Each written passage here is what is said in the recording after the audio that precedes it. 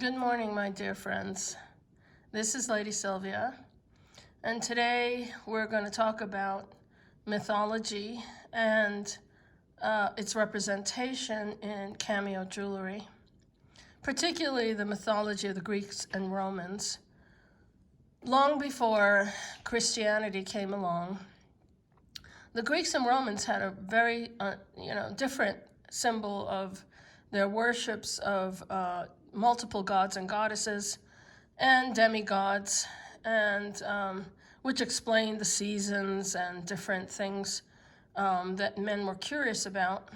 But anyway, over the years, Cameo jewelry often reflects these stories of great heroes and also myths about the different gods and goddesses.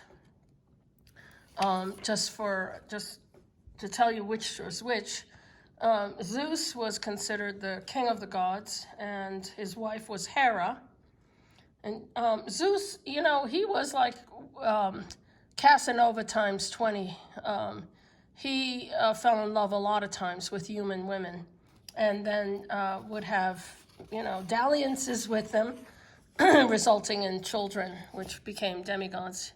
This is a old cameo of Zeus, and he is a bearded man, and this is a beautiful old cameo I sold, actually, so all I have is a picture of it. But I rescued it, and I made a beaded bezel with pearls and seed beads. And there was Poseidon, who was the ruler of the seas. He's often shown with a triton, which is a three-pronged spear. And so if you see something like that, he can also be shown with a dolphin. Those are his symbols. And Hades was the ruler of the underworld. He was a brother of Zeus. And he's not a very popular god, so it's not very often you see him. There was also Demeter. She is the goddess of the seasons and the harvest and agriculture. And Persephone was her daughter. And Ares was the god of war and can be found sometimes with a helmet and a shield. Hermes is the messenger of the gods. I'll show you different pictures as we go along. Apollo was the god of the sun, light, and music. His sister Artemis, or Diana, was the goddess of the hunt and is often depicted with a bow and arrow and a dog at her feet, or depicted with the moon on her head or in the background. Eros, or Cupid, was the son of Aphrodite. Aphrodite was the goddess of love, and Cupid had the ability to make anybody fall in love by shooting his arrow. Athena was the goddess of wisdom. She's often shown wearing a helmet because she is the protector of and the city is named for her, Athens. And Hestia was the goddess of the home and hearth. Dionysus, or Bacchus, he was the god of wine and festivities and agriculture too. And his followers, the Bacchantes, are often depicted with grape leaves and wine and grapes in their hair. And Hephaestus was the god of fire and crafts, and he made the weapons of the gods, i.e. Zeus is often shown with a lightning bolt, so Hephaestus made the lightning. Okay. So let's take a look at some of the stories that are depicted in most cameos. This is a famous one, Hebe and the eagle. Now, Hebe was a daughter of Zeus, and she's the cupbearer of the gods. And in that cup is what they call ambrosia, which gives eternal youth and beauty and immortality. So the gods drank ambrosia. And so here she's depicted on a very old cameo. These are like old paste stones.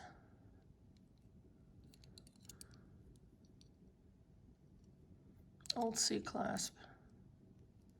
And some other depictions of Hebe and the eagle that I pulled off the internet that you might find. These would be very valuable. She's always showing drinking. He's drinking from a cup. Those are very fine cameos. And then there's the story of Leda and the swan. Leda was the wife of the king of Sparta, and he fell madly in love with her, and of course she rejected him. So he decided, these are some crazy stories, but this is how it goes. He decided to crawl in bed with her, he made himself into a swan. And some of the museum paintings and sculptures are quite graphic, so I will not show that. But this is one of the more tamer cameos. And then they get a little more graphic. But that's an often, I've heard of it a long time ago. I've heard of this story. And a little more graphic, but still cleaner than some of the ones I've seen from museums. Whoa, nope, not gonna show that. So then Apollo was the god of light, music, and of course the sun. And he rides his chariot across the sky and you get sunrise. And then when he's finished, you get sunset. And here he's depicted with the lyre. Lyre is a type of musical instrument.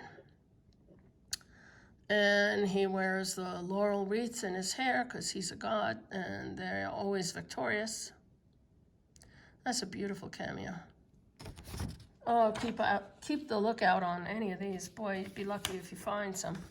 I would love it. Here he's riding his chariot with all his attendants across the sky. Whee!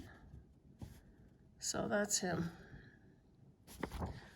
So that's Apollo. And next we have, his sister Diana, or Artemis, is often depicted with the moon on the top of her head. This is an old cameo I rescued, and unfortunately I sold it, so I don't have it anymore to show you.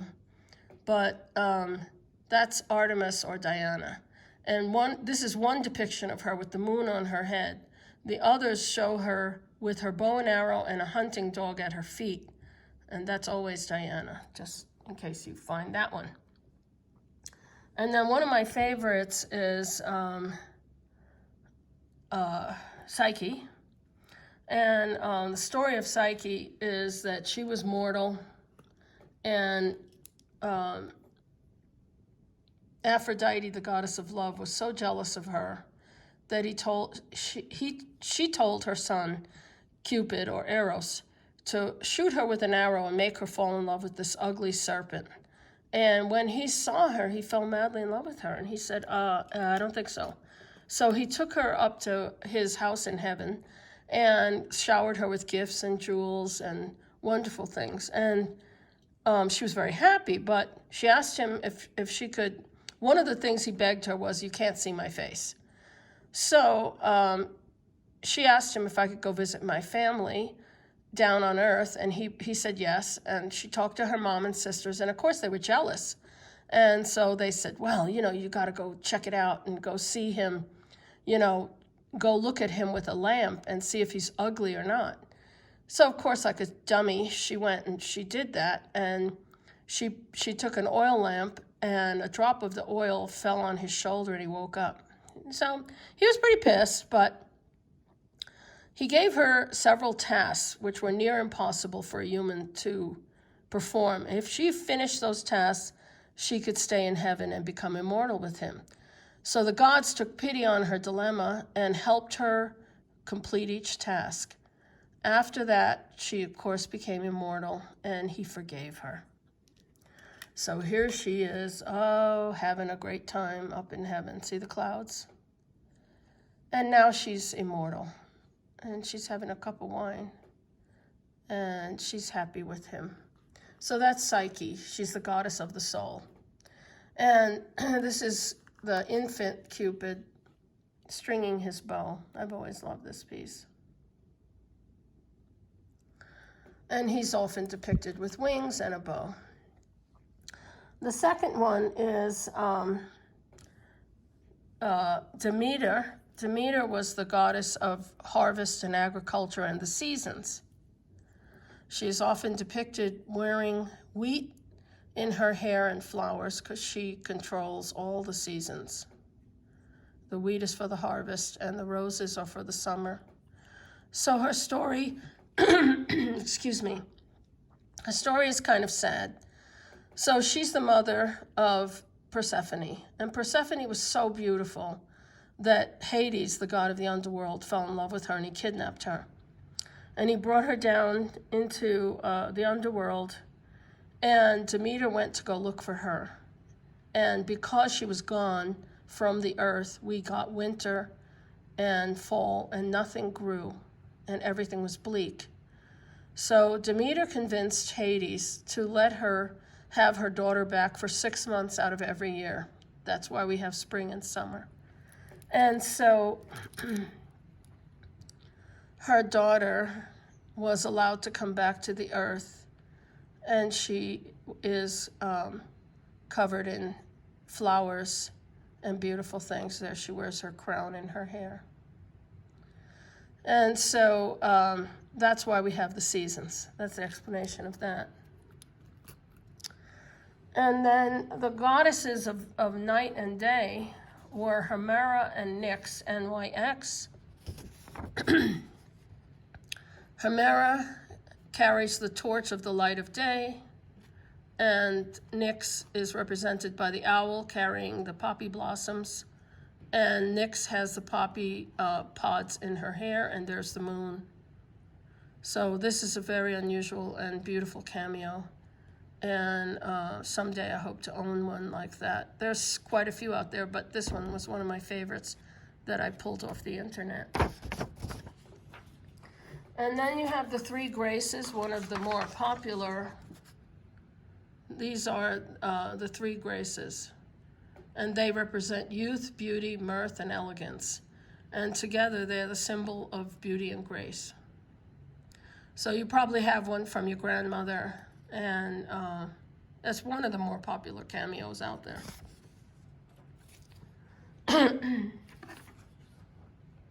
You have to forgive me. I get real froggy in the mornings.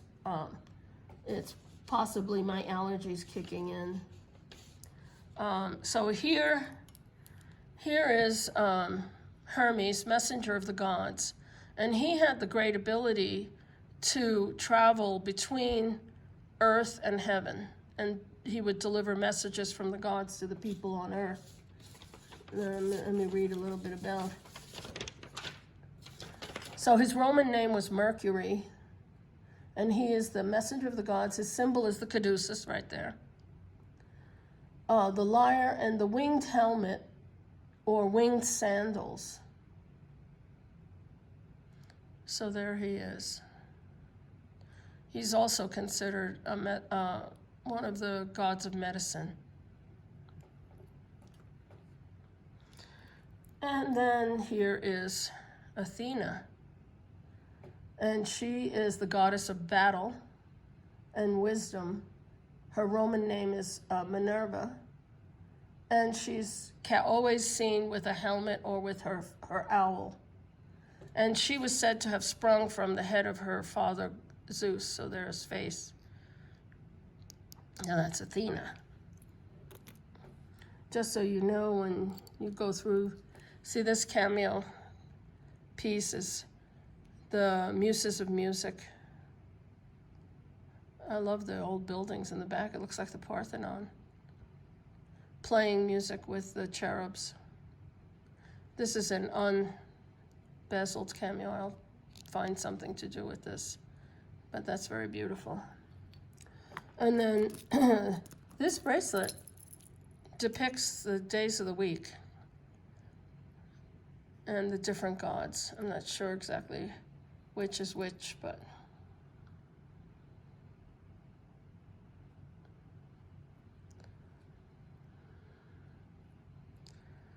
so, you know, there's obviously Apollo and all the different variations. This bracelet shows a lot of the goddesses. Maybe that's Hera. And Persephone. I'm not sure. This one is a very unusual. Could be Diana, because she's more looks like a warrior. They're all different. Isn't that amazing? They're beautiful. One of my favorite pieces that I found. And then there's the god Bacchus, and of course he is the god of agriculture in the vineyards and grapes. His followers wear grapes in their hair and grape leaves. And they have this shaft. It's like a pole that they dance around. I finally found out what that was all about. I had to look that up. So she is one of the Bacchantes and follower of Bacchus. Bacchus was often shown as a half goat, half man. There's another version of her with all the grapes in her hair. It's a very popular cameos. And, oh, this is the actual shell cameos are made from. Helmet shell. Well, the most popular way cameos are made. This is like, to me, this is like a depiction of Persephone because she has the flowers and also the wheat as well. And in a very Roman dress. And then, let's see, did we cover everybody? Well, the ones that I have that I can talk about. And lastly, we have Medusa. Now, Medusa, some say, was a Gorgon, one of the giants, and they were winged giants. And they were like so terrible. There was 3 of them. But the other story that I like better is that she was actually a very beautiful mortal. And she made the very terrible mistake of being seduced in Athena's temple by the god Poseidon, god of the ocean. And so Athena punished her by turning her hair into snakes. And everybody who looked upon her was turned to stone. So see, she's actually very beautiful. And of course, you know her as the symbol of Versace. This is another one.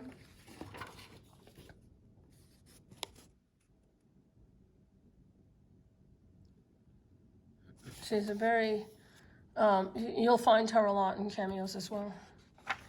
And I did, this is a beaded picture I did of her. It's about 8 by 10. And it's all beads. And each of those snakes is tiny sequins that are sewn down with an even tinier bead. That took more than 6 months to complete. And I have that somewhere downstairs. So, and then there were temple goddesses who took care of the temples and lit the lamps. This is a statue of one of those. It's in my bedroom. So she was one of those ladies who took care of the temple. I've always liked that statue. Anyway, my friends, those are some of the depictions and cameos that you will find of the gods and goddesses of mythology. I hope you enjoyed my video and learned a little bit about these stories, and maybe it will help you identify a cameo at your local store or jewelry shop. Thank you very much, and I wish you all the best. God bless you.